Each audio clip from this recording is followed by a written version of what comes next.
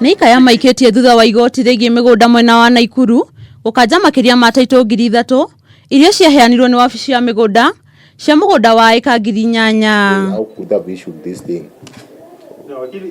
Kũhĩtũkĩra wakiri Steve Opar, aikari acio marateta nĩ kũrĩa makĩria ma taitũ 3,000 ciaheanirwo nĩ wabici ya mĩgũnda thengia gũkorwo kwarĩ na watho wa igoti mwaka-inĩ wa 2013 ũrĩa wathanĩte taitũ ya mĩgũnda ũcio kũheanwo igoti-inĩ. Critical issues also came up, and I think this is a matter that need to be handled with a lot of keenness.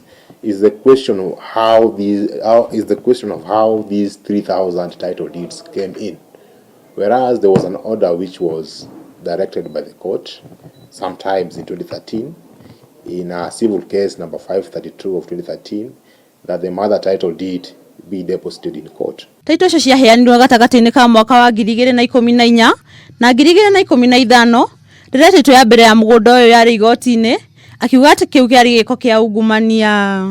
We are also calling upon the DCI also to carry out investigations and if possible to get more information from the district land surveyor, the office of district survey, land survey department, to tell us how were they able to procure registry index maps in respect to the title deeds that have now been found to be fraudulently obtained when the mother title was in court.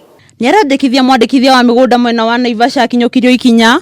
Opara kiuga rĩu aikari acio marĩ ũgwati-inĩ wa kũhamũrithio mĩgũnda-inĩ yao thutha wa mĩeri 3 gũthira.